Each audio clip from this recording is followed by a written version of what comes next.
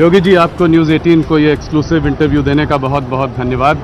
आज हम महाकुंभ के इलाके में हैं। चारों तरफ हम लोगों ने देखा कि क्या आयोजन है, भव्य, अलौकिक, एकदम आलीशान। थोड़ा आपके उससे जानना चाहेंगे कि इसको कैसे आप लोगों ने क्या काम, इस पे क्या लगा इतना बड़ा आयोजन करने में, और कुंभ के लिए आपका क्या मैसेज है दुनिया को? राहुल जी, मैं सबसे पहले न्यूज़ 18 की टीम का और आपका महाकुंभ क्षेत्र में हृदय से स्वागत करता हूं। जो कुछ भी आपको देखने को मिल रहा है पूरे प्रयागराज क्षेत्र में और इस महाकुंभ नगर में आदरणीय प्रधानमंत्री जी के विजन का ये मूर्त रूप है। भारत की विरासत को उसका सम्मान मिलना चाहिए और एक सरकार का क्या दायित्व होना चाहिए उस आस्था को सम्मान देने के लिए, उसी का एक प्रतिफल है कि दिव्य और भव्य कुंभ इस रूप में आयोजित हो रहा है।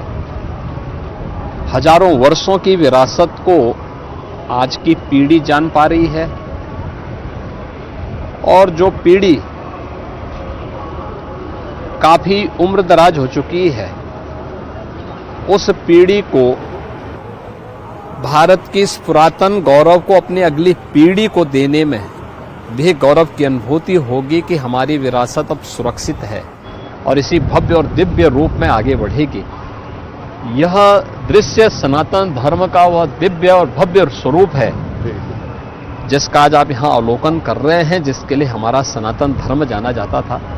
भारत की ऋषि परंपरा ने कुंभ का आयोजन इसी भव्य और दिव्य तरीके से भारत की आध्यात्मिक और सांस्कृतिक विरासत को आगे बढ़ाने के लिए इस प्रकार के आयोजनों का शुभारंभ किया था। और ये तो प्रयागराज की धरती है, मां गंगा, यमुना और सरस्वती की इस त्रिवेणी में कोटि कोटि श्रद्धालु आकर के पूज्य संतों के सानिध्य में स्नान करके पुण्य का भागीदार बनता है। मैं पहले भी कुंभ में आ चुका हूं। 2019 में आपने भव्य अर्ध कुंभ का आयोजन किया था, उसमें भी आया था। मगर जिस प्रकार की भीड़ मैं इस बार देख रहा हूं, इस तरह की भीड़ पहले मौनी अमावस्या के स्नान में होती थी। आजकल लगभग रोज इस तरह की भीड़ दिख रही है। देखिए, ये जो आयोजन है जी, ये भारत की एकता का एक संदेश देने वाला एक समागम है। और ये सही बात कहा आपने कि मौनी अमावस्या जो मुख्य स्नान होता है कुंभ का, मौनी अमावस्या को इस प्रकार की भीड़ दिखती थी, लेकिन अब इस प्रकार की भीड़ हर दिन नजर आ रही है। यानी पिछली बार 2019 में मौनी अमावस्या के दिन 4 करोड़ श्रद्धालुओं ने संगम में स्नान किया था और इस बार मकर संक्रांति के दिन ही 4 करोड़ श्रद्धालु संगम में स्नान किए थे। तो इस बार अब तक पिछले 10 दिन के अंदर 10 करोड़ से अधिक श्रद्धालु संगम में स्नान कर चुके हैं और आज 2 करोड़ से अधिक श्रद्धालु इस महाकुंभ क्षेत्र में यहां पर आ चुका है। सुबह से ही संगम में पवित्र स्नान में भागीदार बन रहा है और ये अनवरत सिलसिला 3 फरवरी तक चलता रहेगा। मेरा अनुमान है कि मौनी अमावस्या के दिन इस बार 19 से 3 से 5 गुने तक भीड़ होगी। 3 से 5 गुना। और कुल कितने लोग आपको लगता है कि यहाँ पे मेरा आएंगे? अनुमान है कि महाकुंभ क्षेत्र में 45 दिनों के इस पूरे आयोजन में दुनिया की तीसरी बड़ी आबादी के बराबर लोग यहां पर रहेंगे। यानी भारत और चीन के बाद जो सबसे बड़ी आबादी होगी इस अस्थायी शहर में होगी। मेरा अनुमान है 40 से 45 करोड़ श्रद्धालु इस दौरान आकर के संगम में आकर के पवित्र डुबकी के माध्यम से राष्ट्रीय एकता का संदेश देंगे। बहुत बहुत आपको बधाई, आपने इतना बड़ा आयोजन किया। आपने डुबकी कहाँ लगाई थी उस दिन कैबिनेट के साथ? देखिए राहुल जी, ये सामने ही ये हम हैं यहाँ पे यमुना जी पे, इस सामने गंगा जी आ रही है और इस सामने दोनों का संगम हो रहा है। और अदृश्य मां सरस्वती के बारे में भी मान्यता है कि तीनों का मिलन इसी स्थल पर होता है और यहीं पर संगम में ये लाखों श्रद्धालु जो स्नान कर रहे हैं इसी संगम में स्नान कर रहे हैं। आपका एक बड़ा अलग दृश्य हम लोगों को देखने के लिए मिला। एक आपको बड़ा हंसते खेलते एक दूसरे के ऊपर पानी डालते हुए आप चौवन आपकी पूरी कैबिनेट ने आपके संग डुबकी लगाई, क्या आपको बचपन सा याद नहीं आ गया? देखिए, एक अद्भुत क्षण होता है ये, इसको शब्दों में नहीं व्यक्त किया जा सकता है। ये अविस्मरणीय क्षण होते हैं और जिस एकता का संदेश महाकुंभ दे रहा है, उस एकता के संदेश को उत्तर प्रदेश वासियों और उत्तर प्रदेश के माध्यम से देशवासियों को देने में हम सबको गौरव की अनुभूति होती है। हम यहाँ पे जहाँ पे खड़े हैं, ये सामने ये पूरा क्षेत्र संगम का क्षेत्र है और सामने ये किला है जी। किले में अक्षय वट भी मौजूद है, सामने दिखाई दे रहा है। और अक्षय वट कॉरिडोर पहली बार बना है, जहां पे प्रतिदिन लाखों श्रद्धालु जाकर के दर्शन कर रहा है। इसी किले के अंदर मां सरस्वती का कूप भी है, अदृश्य रूप से ही नहीं बल्कि दृश्य रूप से सरस्वती के दर्शन वहां हो सकते हैं। और उसी में पातालपुरी कॉरिडोर भी बना हुआ है। ये 3 कॉरिडोर केवल किले के अंदर बने हैं। चौथा कॉरिडोर बड़े हनुमान जी मंदिर का बना है। बहुत फेमस लेटे हुए हनुमान जी। लेटे हुए हनुमान जी हैं। ये बड़े हनुमान जी के रूप में विख्यात हैं और उनके दर्शन वहां पर श्रद्धालु कर सकता है। मेरा ये सौभाग्य है कि मैं इस बार आपको प्रयागराज में इंटरव्यू कर रहा हूँ। मैं यहाँ पला बढ़ा हूँ। तो मोदी जी आए बनारस में, काशी विश्वनाथ कॉरिडोर बना, काशी जो है एक विश्व मैप में आया। वैसे ही अयोध्या में पिछली बार आपने राम मंदिर का निर्माण हुआ, जनवरी 22 को प्राण प्रतिष्ठा हुई। आज प्रयागराज भी इस महाकुंभ को लेकर देश दुनिया में चारों तरफ इसकी बात हो रही है। तो क्या आपको लगता है आने वाले समय में ये भी एक टूरिज्म, स्पिरिचुअल टूरिज्म का बड़ा सेंटर बनेगा? देखिए, भारत की इस ताकत को दुर्भाग्य से पूर्व की सरकारों ने नहीं समझा था। भारत की इस विरासत जो स्पिरिचुअल टूरिज्म में भारत के अंदर मौजूद था, जो पोटेंशियल था जी। इसको देखा है प्रधानमंत्री मोदी जी ने। और इसीलिए मोदी जी के नेतृत्व में काशी में काशी विश्वनाथ धाम, 2019 का प्रयागराज कुंभ, अयोध्या में श्री राम जन्मभूमि पर मर्यादा पुरुषोत्तम प्रभु श्री राम के भव्य और दिव्य मंदिर के निर्माण का कार्य, एक नई अयोध्या के दर्शन अयोध्या में होते हैं। विंध्यवासिनी धाम में मां विंध्यवासिनी का भव्य और दिव्य धाम और कॉरिडोर का निर्माण, उत्तराखंड में केदारपुरी में केदारनाथ धाम, महाकाल में महालोक का धाम, ये सभी करोड़ों श्रद्धालुओं को अपनी ओर आकर्षित करके भारत की स्पिरिचुअल टूरिज्म की ताकत को दुनिया के सामने उस ताकत का एहसास करा रही है। और मुझे कहने में कोई संकोच नहीं कि आज से 8 साल 10 साल पहले तक उत्तर प्रदेश के अंदर टूरिज्म में उत्तर प्रदेश तीसरे नंबर पर था। आज उत्तर प्रदेश नंबर 1 पर है अपनी इसी स्पिरिचुअल ताकत के बल पे। और इससे न केवल यहां पे लोगों को नए अवसर मिले हैं बल्कि आर्थिक उन्नयन में भी इसकी बड़ी भूमिका है। यहां की इकोनॉमी को भी इसने एक नई ताकत दी है। मैंने सुना है कि 7,500 करोड़ रुपए जो है लगे ये सब भव्य आयोजन करने में। यहाँ पे इस एरिया में इकोनॉमिक एक्टिविटी कितनी बढ़ी है सिर्फ इन दिनों में, इन 40-45?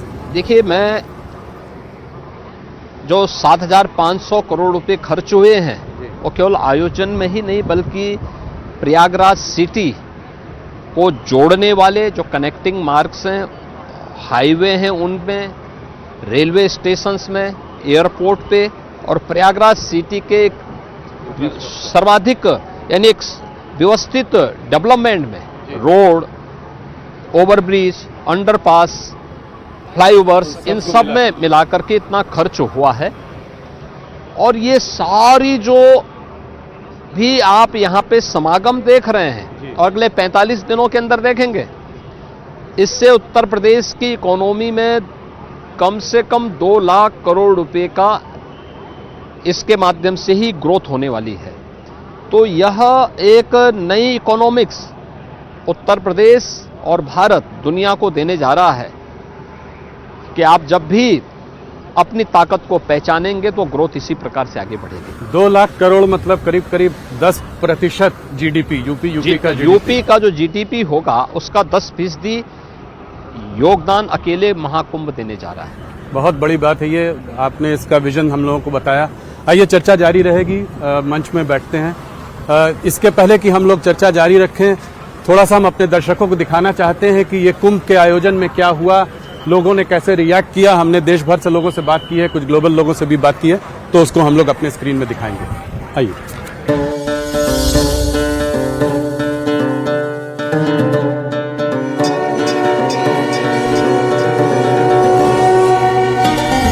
अंतरात्मा तृप्त हो गई, जो शांति मिली है अद्भुत, अलौकिक, बहुत मजा आ रहा है। मोदी जी और जोगी ने बड़ा अच्छा काम किया है। This is a place that is filled with blessings, unlike any other on the entire planet. Ganga मैया के डुबकी लगाने में बहुत आनंद आया। हम सारे पुण्य पा गए। Bringing hundreds of millions of people together is a massive work to do. My gratitude to our Prime Minister Modi ji, together with Yogi ji, what he has done. It's unbelievable. We didn't expect it to have such a huge experience. Prayagraj प्रशासन की बहुत अच्छी व्यवस्था है। हर चीज अगर पूछते ना तो सही तरीके से बताते। इतना सुंदर नजारा अभी तक देखा नहीं मैंने। बहुत पावन फील हुआ, पहला ही महाकुंभ में करके बहुत अच्छा लग रहा है। धन्यवाद देना चाहूँगा मुख्यमंत्री योगी आदित्यनाथ महाराज जी का। आस्था का संगम है, पूरा जन सैलाब उमड़ा हुआ है। We can see with our eyes the reality of sadhana, of त्याग. हमका मन ये कह रहा है कि हम तो यही रहो।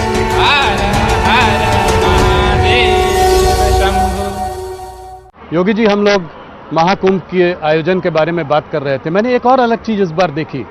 कल मैं बंबई से आ रहा था प्रयागराज, तो फ्लाइट में करीब 90 यंग प्रेसिडेंट्स ऑर्गेनाइजेशन के लोग थे। ये उद्योगपति हैं, अपनी बीवियों बच्चों के साथ, और वो भी सब आस्था इस तरह की है, सब डुबकी लगाना चाहते हैं संगम में।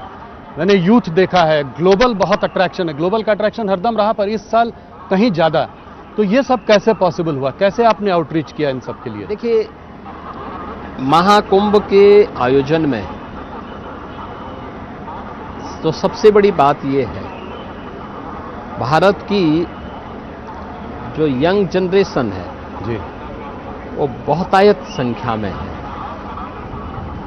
कुंभ की जो अवधारणा थी, जो पिछली सरकारों ने बनाया था, वह मात्र ये बनाया था कि कुंभ का मतलब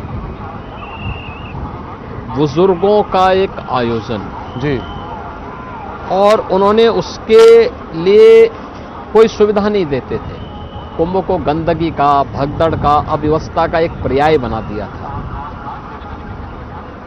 पहली बार आप देख रहे होंगे 2019 में भी और 2025 में भी, ये प्रधानमंत्री मोदी जी के विजन का परिणाम है कि कुंभ के आयोजन को स्वच्छता के साथ, सुव्यवस्था के साथ और सुरक्षा के साथ जोड़ा गया जी।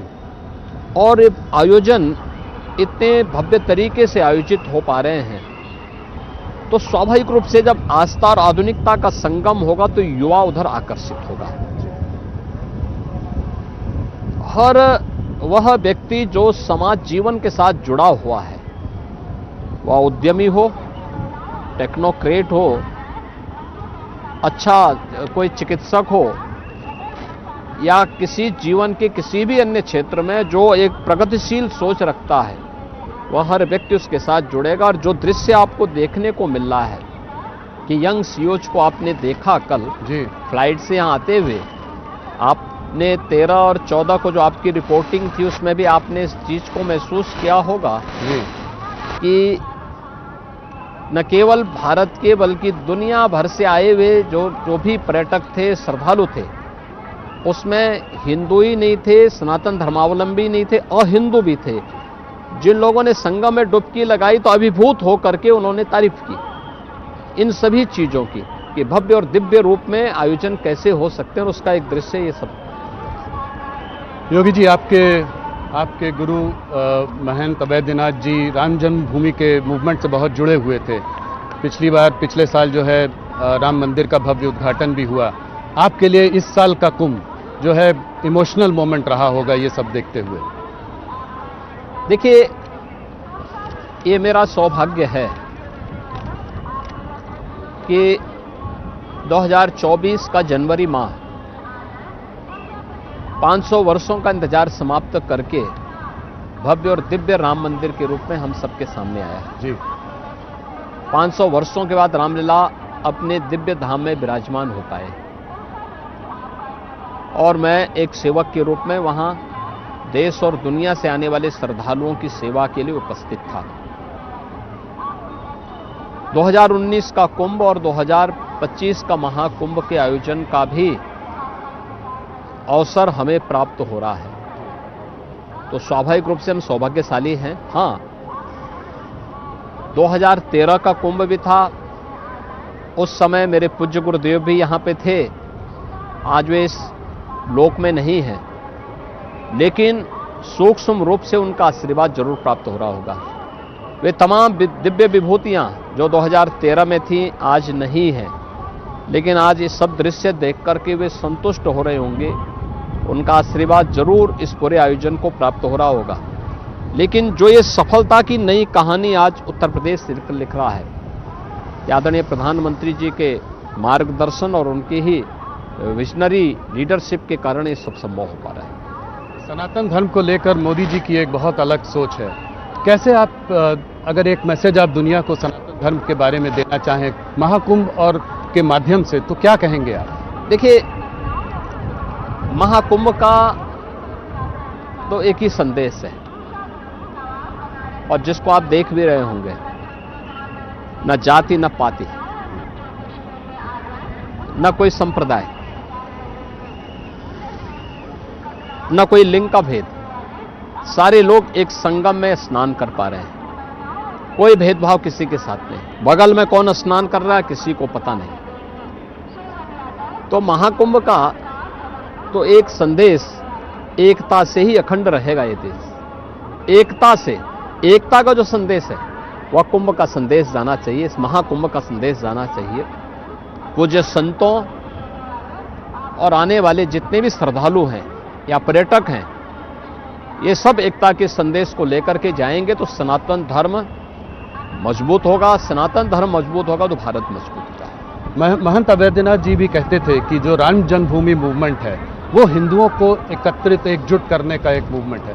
मंडल कमीशन ने जो है लोगों को, हिंदुओं को कास्ट में बांटा, वो मानते थे कि ये उसको जोड़ रहा है। अब जैसे ही आपने इतना बड़ा आयोजन किया, अब अपोजिशन पार्टी के नेता कह रहे हैं कि ये धार्मिक आयोजन का राजनीतिकरण है, इसको आप कैसे देखते? देखिए, मेरा ये मानना है और हम लोग ये मानते रहे हैं, गोरक्षपीठ ये मानती रही है कि समाज में दबे कुचले वंचित लोगों को उनका अधिकार मिलना चाहिए।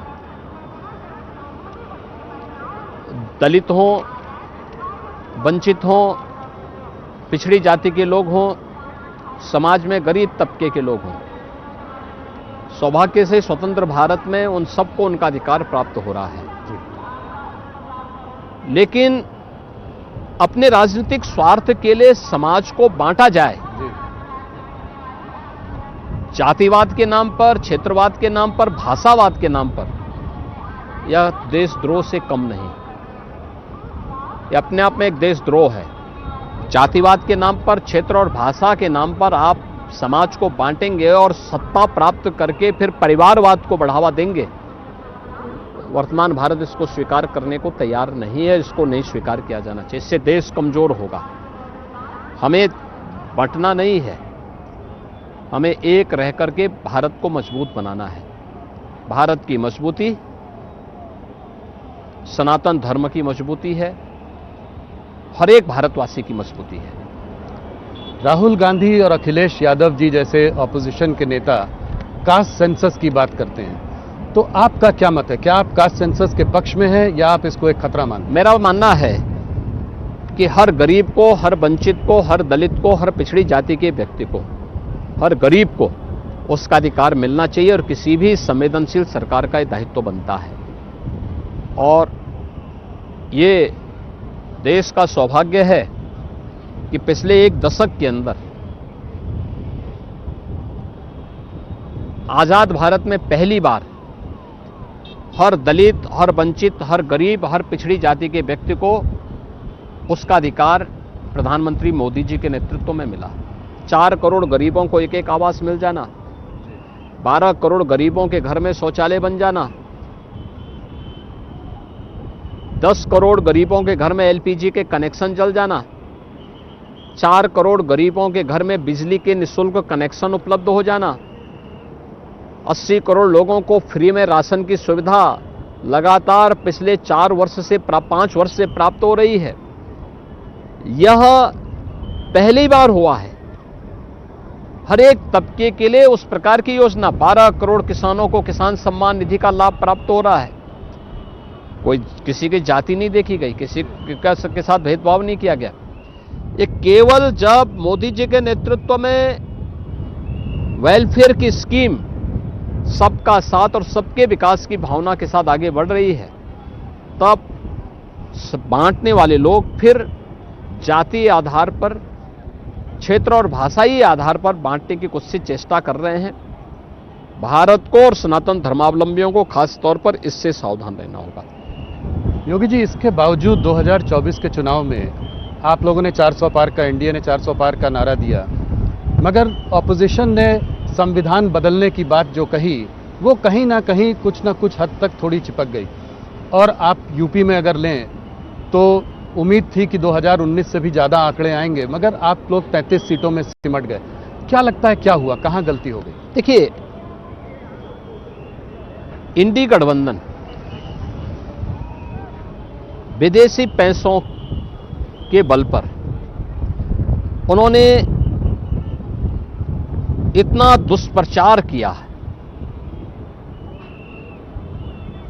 किसी ने संविधान बदलने का दुष्प्रचार किया, किसी ने आरक्षण समाप्त करने का दुष्प्रचार किया, किसी ने कोई अन्य दुष्प्रचार किया।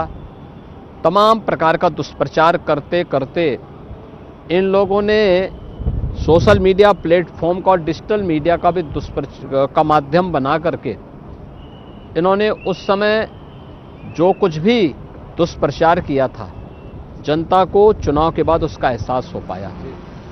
और आज आप देख रहे होंगे फिर से जनता जनार्दन उनको जवाब दे रही है। अभी हरियाणा का चुनाव हुआ था,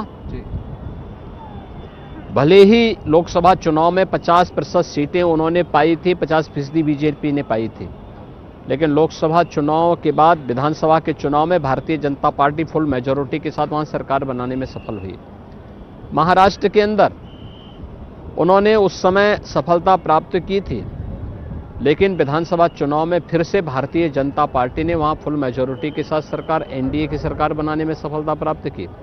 उत्तर प्रदेश के अंदर 9 उपचुनाव हुए, 9 में से 7 भारतीय जनता पार्टी पाई और मात्र 2 पे इंडी गठबंधन सिमट करके रह गया है।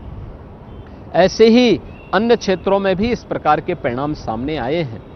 इसलिए आज के दिन पर उनका झूठ का पर्दाफाश हो चुका है, जनता उनकी वास्तविकता समझ चुकी है और ये भी जानती है कि संविधान की प्रति लेकर के घूमने वाले लोग ये वही लोग हैं जिन्होंने बाबा साहब भीमराव अंबेडकर का अपमान किया था, जिन लोगों ने संविधान का गला घोंटने का काम किया था, अपने राजनीतिक स्वार्थ के लिए संविधान में संशोधन करते रहे। ये वही लोग हैं। अब ये बहुत दिनों तक ये लोग सरवाइव नहीं कर पाएंगे भारत की राजनीति में। तो योगी जी, अगर इस बात को आगे बढ़ाएं तो 2027 के उत्तर प्रदेश के चुनाव में आप किन मुद्दों को लेकर लोगों के बीच में जाएंगे? देखिए, हमारे मुद्दे तो बहुत साफ हैं जी।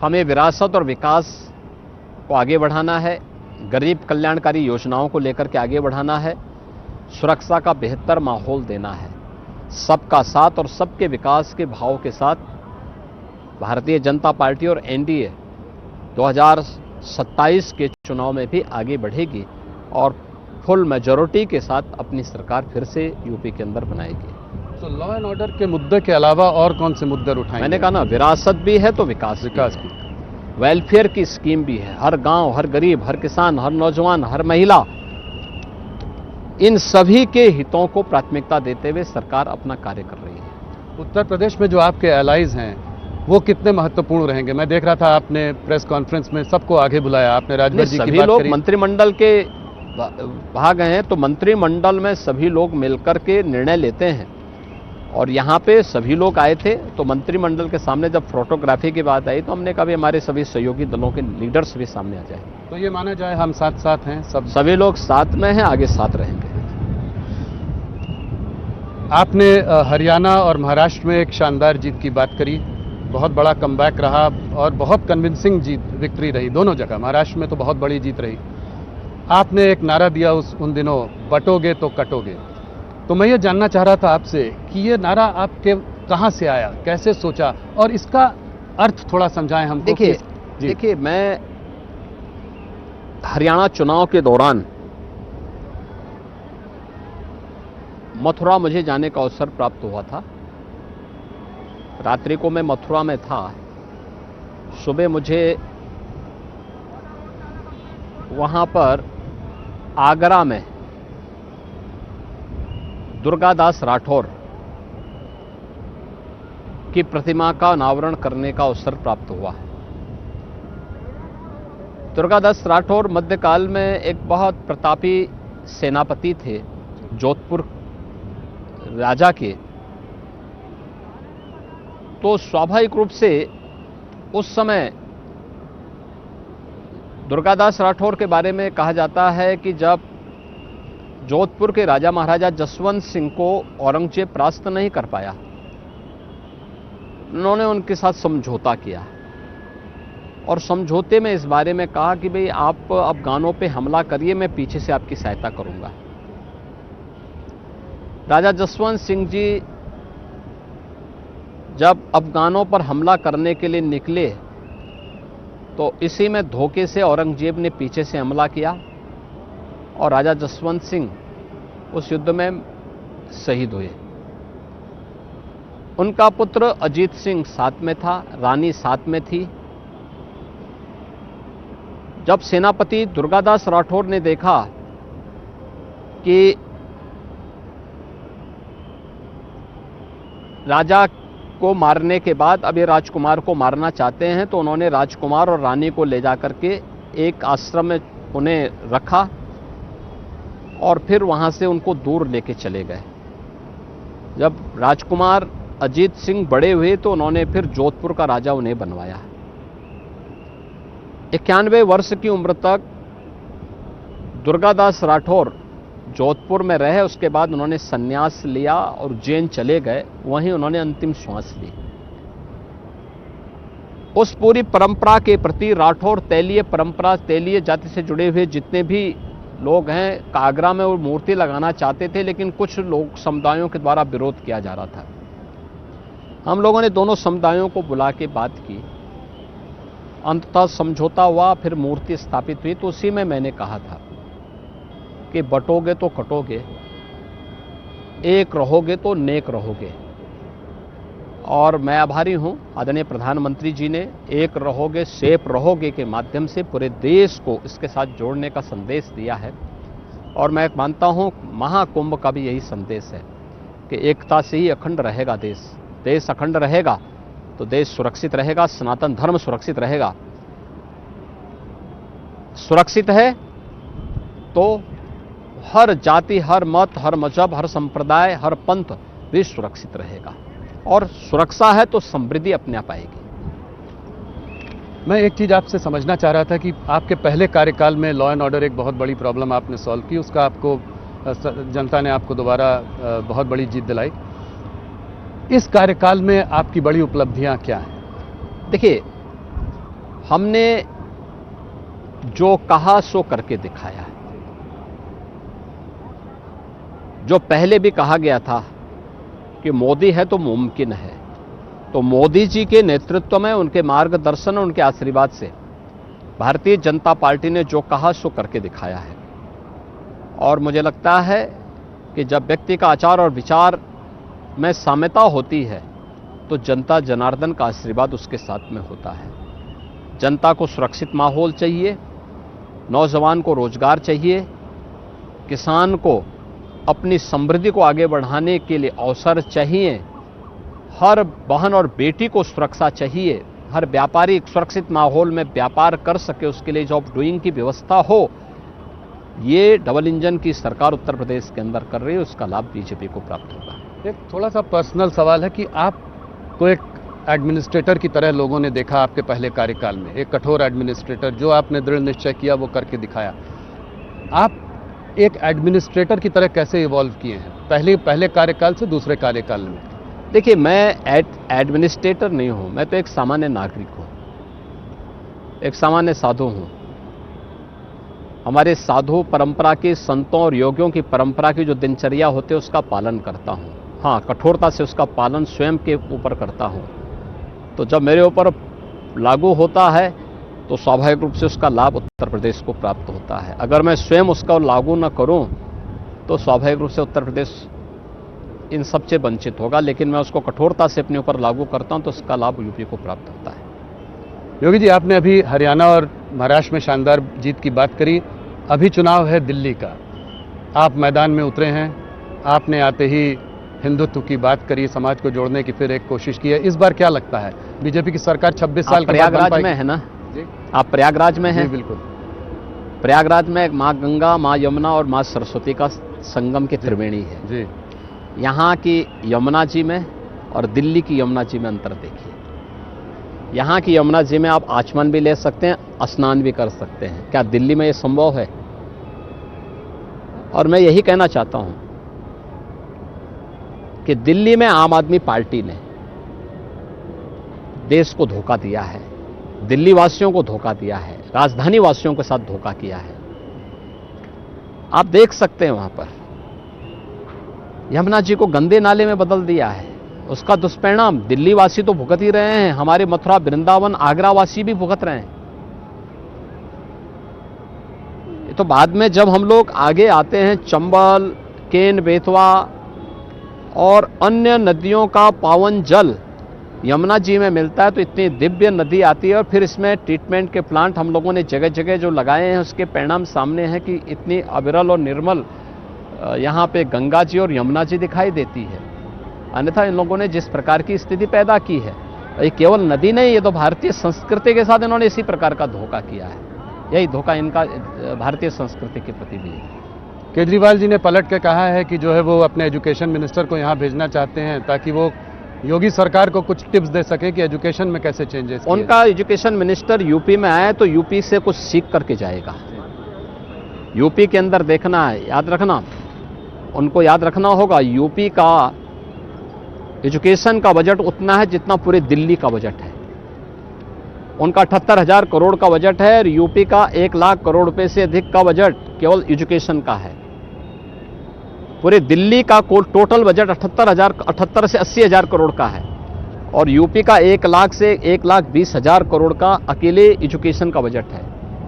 तो यहाँ आकर के वे हमें क्या सिखाएंगे, वे यहाँ से सीख के जरूर चले जाएंगे। और मैं चाहूँगा कि जैसे मैंने संगम में माँ गंगा, यमुना और सरस्वती की इस त्रिवेणी में डुबकी लगाई है पूरी कैबिनेट के साथ, उनको भी जाना चाहिए, एक बार वो भी डुबकी लगाएं तो अच्छा रहेगा। योगी जी, केजरीवाल जी ने बहुत पहले एक फ्रीबीज की पॉलिटिक्स शुरू की थी, फ्री इलेक्ट्रिसिटी, फ्री पानी, ये सब उन्होंने दिया। तो इस बार आपको क्या लगता है, ये फ्रीबी की पॉलिटिक्स जीतेगी या आपका हिंदुत्व जीतेगा? देखिए, हिंदुत्व हमारे लिए राजनीतिक मुद्दा नहीं है। हम फ्री की सुरक्षा उपलब्ध करवा रहे हैं और ये हर नागरिक का अधिकार है। वेलफेयर की स्कीम जहां जिसको जो आवश्यकता हो तो हम उपलब्ध करवा रहे हैं। ये डबल इंजन की सरकार उसे उपलब्ध करवा रही है, लेकिन खैरात बांटने की प्रवृत्ति, क्योंकि ये खजाना प्रदेश की जनता का है, मेरा नहीं है, मेरा व्यक्तिगत नहीं है, मुझे कोई राइट नहीं इसको लुटाने का। जो जनता जनार्दन का अधिकार है वही उनको उपलब्ध हुआ, उनको होना ही चाहिए, वो उनको उपलब्ध करवाने का पूरा प्रयास हो रहा है। योगी जी, मेरा एक सवाल इससे थोड़ा बड़ा है, थोड़ा इससे ऊपर उठ के है, और वो ये है कि क्या आप इस रेवड़ी कल्चर, इस फ्रीबी कल्चर के बारे में चिंता करते हैं? देखिए, बहुत सारे चुनाव हुए हैं पिछले कई वर्षों में और अब सिर्फ फ्रीबीज दी जा रही हैं, और आपकी पार्टी के प्रदेशों में भी ऐसा हुआ है, जैसे कि मध्य प्रदेश हो गया, छत्तीसगढ़, मतलब कर्नाटका, हर जगह आप फ्रीबी दीजिए और जो है चुनाव, और उसका चुनाव में परिणाम पॉजिटिव आ भी रहा है। महाराष्ट्र में भी लाड़की बहना स्कीम भी आई। क्या आपको इस बात को लेकर आप चिंतित हैं? आप यूपी को $1 ट्रिलियन इकोनॉमी बनाना चाहते हैं, इस तरह की फ्रीबी कल्चर ग्रोथ को स्लो करेगा, इंफ्रास्ट्रक्चर में पैसा कम जाएगा। इस पर आपका क्या मानना? देखिए, मेरा मानना है कि हमें एक लंबी सोच के साथ काम करना होगा। परफॉर्मेंस बेस्ड इसको करना पड़ेगा। वेलफेयर की स्कीम को लागू करने में बुराई नहीं, लेकिन अगर यही चीज परफॉर्मेंस बेस्ड होगी तो लोग अपने कर्मों पर विश्वास करेंगे, और कर्मण्यता से कोई समृद्धि की शिखर पर नहीं पहुंच सकता है। याद रखना, आज दुनिया के अंदर जो संकट आया है, वह संकट के दौर में, कोरोना जैसी महामारी के दौरान भारत दुनिया के अंदर अकेली इकोनॉमी के रूप में खड़ा है। दुनिया लड़खड़ा रही है। कारण है भारत ने कर्म की प्रधानता दी, कर्म की का संदेश दिया है। तो उस कर्मण्यशीलता को हमें बनाए रखना पड़ेगा, अन्यथा लड़खड़ाने में बहुत देर नहीं लगने वाली। तो आप कह रहे हैं कि जो भारत सरकार कर रही है, जो वेलफेयर स्कीम्स हैं वो चालू रहेंगी, और वो रेवड़ी कल्चर नहीं है, वो फ्रीबीज। मैं क्या कर रहा हूं, देखिए वो वेलफेयर की स्कीम है जी, जिसमें व्यक्ति के परफॉर्म के हिसाब से उसको बांटा गया, परफॉर्मेंस बेस्ड है वो, और मुझे लगता है वो होगा तो सबका हित होगा, पब्लिक का भी हित होगा, देश का भी हित होगा। संभल पर एक सवाल मैं थोड़ा अलग तरीके से पूछना चाह रहा हूं। इधर मोहन भागवत जी ने कहा कि हर मस्जिद के नीचे हमें मंदिर नहीं खोजना चाहिए। संभल के परिप्रेक्ष्य में आप इसको कैसे देखते हैं? देखिए, संभल से मतलब नहीं था, तो देखिए आपने देखा होगा उसके बाद ऑर्गेनाइजर ने भी और पांचजन्य ने भी इस बात को बहुत स्पष्ट से कहा था कि सोमनाथ से संभल तक इस सत्य को खोजने की एक यात्रा है। सरदेव सरसंघ चालक जी ने जो बात कही है, वह उन लोगों के लिए एक संदेश है जो लोग सस्ती लोकप्रियता हासिल करने के लिए अनावश्यक रूप से हर एक मुद्दे को जबरन उठाने का प्रयास कर रहे हैं। हमें उन मुद्दों को देखना होगा जिसमें सच्चाई हो, और जो सद्भाव के माहौल में जिसको वार्ता के माध्यम से आगे बढ़ाया जा सकता हो। अनावश्यक रूप से हर एक मामले में विवाद की स्थिति खड़ा करना आज के समय में उचित नहीं, लेकिन हां, जो सत्य है उस सत्य से पीछे हटने की भी आवश्यकता नहीं। तो संभल में, मथुरा में आपका काम चालू रहेगा, मंदिर वहां? मैं क्या कह रहा हूं ना, संभल में सच सामने आना चाहिए जी, मथुरा और काशी का सच भी सबके सामने आना चाहिए।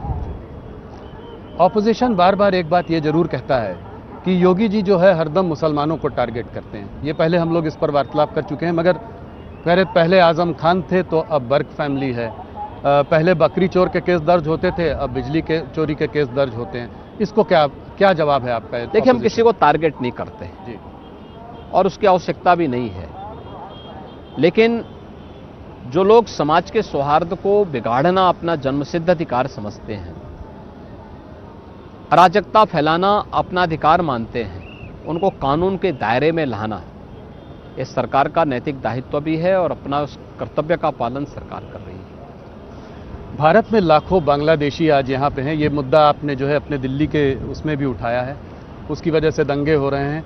तो इस आधार कार्ड बनाकर उनको यहाँ के वेलफेयर स्कीम्स का भी फायदा मिल रहा है, तो इसका समस्या का समाधान क्या देखते हैं? देखिए, जो चीज सुरक्षा के लिए थ्रेट हो, रिलीजियस डेमोग्राफी को चेंज करने वाला हो, और ये जानते हुए कि यही कारण देश के विभाजन का कारण बना था जी, हमें उससे समय रहते सतर्क और सावधान होना होगा। दिल्ली का उदाहरण आपके सामने है। दिल्ली में ओखला औद्योगिक नगरी है। पिछले 10 वर्ष में कोई उद्योग नहीं लगा पाई दिल्ली की आम आदमी पार्टी की सरकार। न्यू ओखला के रूप में नोएडा है, देश का सबसे बड़ा इन्वेस्टमेंट का डेस्टिनेशन बना हुआ है। उन्होंने निवेश किया बांग्लादेशी घुसपैठियों और रोहिंग्या को बसाकर। हमने निवेश किया औद्योगिक इकाइयों को ला करके, मॉडर्न एज टेक्नोलॉजी को वहां पे ला करके। डाटा सेंटर बन रहे हैं, रोबोटिक के सेंटर बन रहे हैं, और भी एआई के नए नए सेंटर वहां पे स्थापित हो रहे हैं। लाखों नौजवानों को रोजगार के अवसर वहां से प्राप्त हो रहे हैं। ये दोनों में यही अंतर है। यूपी और दिल्ली में उत्तर प्रदेश की भारतीय जनता पार्टी की डबल इंजन सरकार में और दिल्ली के अंदर आम आदमी पार्टी की सरकार में यही अंतर है। वे अपने राजनीतिक स्वार्थ के लिए बांग्लादेशी घुसपैठियों को वोटर बना रहे हैं, निवेश को हतोत्साहित कर रहे हैं, रोजगार नहीं उपलब्ध करा पा रहे हैं, डेवलपमेंट की योजनाओं को पूरी तरह उन्होंने ठप कर दिया है। लेकिन दूसरी तरफ उत्तर प्रदेश सरकार है कि उत्तर प्रदेश के अंदर हमने यूपी को निवेश के सबसे बड़े गंतव्य के रूप में स्थापित करने में सफलता प्राप्त की है। यूपी को देश के सबसे बड़े स्पिरिचुअल टूरिज्म के हब के रूप में स्थापित करने में सफलता प्राप्त की है। देश के अंदर सबसे अधिक रोजगार दे करके यूपी के युवाओं के हाथों को काम देने में सफलता प्राप्त की है और देश के अंदर इंफ्रास्ट्रक्चर का एक मॉडल यूपी के अंदर हम लोगों ने खड़े करने में सफलता प्राप्त की है। योगी जी, आपने वक्फ बोर्ड को माफिया बोर्ड बोला है। आपने कहा है जितनी वक्फ की जो सरकारी जमीन जो उन्होंने ली है उसकी हम एक एक इंच वापस लेंगे। कैसे हो पाएगा ये? देखिए, हो रहा है। मुझे ये बात तब कहनी पड़ी जब अयोध्या के लिए, काशी के लिए, प्रयागराज के लिए, संभल के लिए, हर एक जगह के लिए उनके दावे आने लग गए कि ये तो वक्फ की लैंड है। तो फिर मैंने पुराने राजस्व रिकॉर्ड टटोलने शुरू किए और राजस्व रिकॉर्ड टटोलने के बाद जो चीज़ें सामने आई उसका परिणाम हमारे सामने है। हम लोग देखने में सफल हुए कि इनके दावे गलत थे, इसलिए हमने कहा कि वक्फ बोर्ड को कोई माफिया बोर्ड मत बनाओ, अन्यथा यूपी का माफिया टास्क फोर्स इस पे कार्रवाई करना प्रारंभ कर देगा। हम लोगों ने यूपी वक्फ बोर्ड के नियमावली में संशोधन करके इस बात की व्यवस्था की है कि हम लोग पुराने राजस्व रिकॉर्ड निकाल करके राजस्व रिकॉर्ड में जो दर्ज होगा उसके अनुसार हम कार्रवाई करेंगे। उनके सारे दावे गलत साबित हो रहे हैं। क्या यूपी में यूनिफॉर्म सिविल कोड लागू होगा और कब तक? यूपी की कार्य पद्धति से कहीं आपको लगता है कि यूनिफॉर्म सिविल कोड नहीं है? आप कह रहे हैं कि ऑलरेडी लागू हो चुका है। ये ऑलरेडी लागू है। सुप्रीम कोर्ट की आपको पिछले आपके कार्यकाल में आपको बुलडोजर बाबा का वो मिला। लोगों को उम्मीद थी कि जब कभी जस्टिस नहीं मिल पाती है तो इस तरीके से उनको जस्टिस मिलती है और आपको उन्होंने प्यार से बुलडोजर बाबा बुलाया। अब सुप्रीम कोर्ट की गाइडलाइंस आई हैं नेशन वाइड जो है जो कि लागू हैं, तो ऑपोजिशन कह रही है कि अब बुलडोजर टेरर और जंगल राज यूपी में खत्म हो जाएगा। तो क्या करेंगे बुलडोजर बाबा? यूपी में जंगल राज पिछली सरकारों में था जी। यूपी में 2017 के बाद जो राज आया है वो राम राज्य है। सबको सुरक्षा, सबको सम्मान, सबको कल्याणकारी योजनाओं के साथ जोड़ना, सबको उसका अधिकार उपलब्ध कराना, ये यूपी के अंदर हुआ है। माननीय उच्चतम न्यायालय के आदेश के बाद हमारा काम आसान हुआ है और आपने सुनवाई के दौरान इस चीज़ को देखा होगा कि उत्तर प्रदेश एकमात्र राज्य था जिसने जो गाइडलाइन माननीय उच्चतम न्यायालय के उन सबको फॉलो करते हुए ही अपनी कार्रवाई को आगे बढ़ाया है। और आज भी आप देख रहे होंगे हमारी कार्रवाई अनवरत रूप से गलत तत्वों के खिलाफ पूरी प्रक्रिया का पालन करते हुए कानून के दायरे में रहकर सभी कार्यक्रम आगे बढ़ रहे हैं। योगी जी, आपने यूपी को $1 ट्रिलियन इकोनॉमी बनाने का संकल्प लिया है। कब तक ये हो पाएगा? कोई कहता है 2027 आपने बोला या 2030। एक तो ये कि कब तक होगा और 2029 की हम लोगों ने एक टाइमलाइन तय की है कि 2029 तक यूपी $1 ट्रिलियन की इकोनॉमी होगा और उसके लिए कार्य योजनाएं बनाई जा चुकी हैं, बाकायदा उसको इम्प्लीमेंट किया जा रहा है। हमने पिछले 7-8 वर्ष के दौरान 3 से 3.5 वर्ष कोविड महामारी के बावजूद अपनी इकोनॉमी के दुगना से अधिक करने में सफलता प्राप्त की है और मेरा ये मानना है कि हम लोग 2029 में इसको अचीव कर लेंगे। योगी जी, एक समय में मायावती जी बात करती थी कि उत्तर प्रदेश बहुत बड़ा प्रदेश है, यहाँ से 80 लोकसभा के एमपी जाते हैं। डिलिमिटेशन एक्सरसाइज के बाद मान लीजिए करीब 850 अगर सीट हुई तो यूपी की करीब 150 सीटें होंगी। तो क्या आपका क्या मत है कि ये बहुत बड़ा प्रदेश है? मायावती जी इसके टुकड़े करने की बात करती थी कि चार विभाजन होना चाहिए प्रदेश का। आप इसको कैसे देखते? देखिए, यूपी अपने आप में यूपी है, इसकी पोटेंशियल है ये, और मुझे लगता है यूपी को यूनाइट रह करके ही अपने लक्ष्यों को प्राप्त करना चाहिए और मुझे लगता है इसी में उसकी ताकत भी है, इसमें उसकी पहचान भी है, उसका सम्मान भी है। कुछ पर्सनल 2-4 सवाल आपसे हर बार पूछने की कोशिश करता हूँ, एक आध और। आप गढ़वाल यूनिवर्सिटी से बीएससी कर रहे थे मैथ्स में, उसके बाद आप एमएससी कर रहे थे, उसके बाद आपने अचानक से संन्यास ले लिया। ये कैसे हुआ, किसने इसको देखिए, प्रभावित पूर्व किया? जन्मों का प्रारब्ध होता है जी। ये न मेरे बस में है, ना आपके बस में है। जो विधाता ने लिख दिया वो होकर के रहेगा, और वही मेरे साथ भी हुआ है। तो आप कैसे आकर्षित हुए इसकी ओर? देखिए, मैं हमेशा व्यवहारिक जानकारी देने का पक्षधर रहा हूं, और मैं पूज्य संतों की सानिध्य में जाकर के अलग अलग पंथ और संप्रदायों को मैंने देखा। बाद में जब मुझे लगा क्रियात्मक योग से जुड़ा हुआ एक समृद्ध संप्रदाय नाथ संप्रदाय है, तो मैंने उस समय आकर के महंत अवेद्यनाथ जी महाराज के सानिध्य में आकर के उसकी दीक्षा ली, और फिर मैं इस पूरी परंपरा के साथ दीक्षित हो गया। आपके गुरु के गुरु दिग्विजयनाथ जी, वो भी लोकसभा में थे, वो भी एमपी थे। आप महंत अवैधनाथ जी भी राजनीति में भी रहे। हाँ, आप तो 26 साल की उम्र में ही एमपी बने, और अब आज सबसे बड़े प्रदेश के मुख्यमंत्री हैं। धर्म और राजनीति को आप कैसे देखते हैं? इसमें कोई विरोधाभास? देखिए, विरोधाभास मानने के लिए मानो तो गंगा जल है, न मानो तो बहता पानी है। आप मानो तो धर्म एक जीवन पद्धति है जो सदाचार, कर्तव्य और नैतिक मूल्यों का एक प्रवाह है, जिसमें व्यक्ति और समाज का जीवन टिका हुआ है। क्या कोई राजनीति कर्तव्य से विमुख हो सकती है? सदाचार और नैतिक मूल्यों से विमुख हो सकती है? राजनीति इसके सापेक्ष चलेगी तो समृद्धि को प्राप्त करेगी, इसके निरपेक्ष होगी तो पतन को प्राप्त करेगी। योगी जी, जब आप गोरखपुर आए तब आप मात्र 21 साल के थे। उस वक्त गोरखपुर माफिया की गिरफ्त में था, 2-3 बड़े माफिया डॉन्स थे, आए दिन हत्याएं होती थी।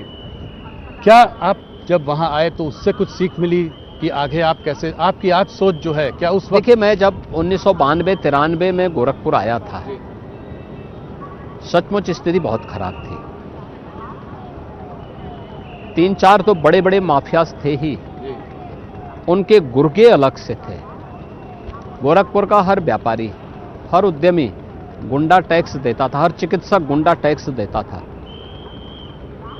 और अगले 2-3 साल तक मैंने भी ये सब अनुभव किया, कैसे व्यवस्था को पूरी तरह पैरालाइज करके रखा हुआ था। कोई भी सरकार रहेगी, माफियाज के सामने किसी की कुछ नहीं चलती थी। लेकिन 1996 के बाद जब मुझे लगा कि अब चुप बैठने से काम नहीं होने वाला है, क्योंकि कोई तो उनके सामने बोलता नहीं है, सारी मशीनरी उनके सामने वो मौन है, तो मुझे स्वयं फील्ड में उतरना पड़ा था उनके खिलाफ, और बोलता था, मैं लड़ता था, विरोध होते थे। और सांसद बनने के पहले पहले हम लोग लगभग गोरखपुर के माफिया राज को कंट्रोल कर चुके थे। हमने हर व्यापारी की बैठक की, हर चिकित्सक के साथ बैठक की, हर उद्यमी के साथ बैठक की। मैंने कहा भी कोई गुंडा टैक्स नहीं देगा, और मत दो इन गुंडों को टैक्स। अगर दोगे तो अपने लिए दुर्गति करोगे। और मुझे प्रसन्नता है कि गोरखपुर का हर व्यापारी, हर व्यक्ति विश्वास किया।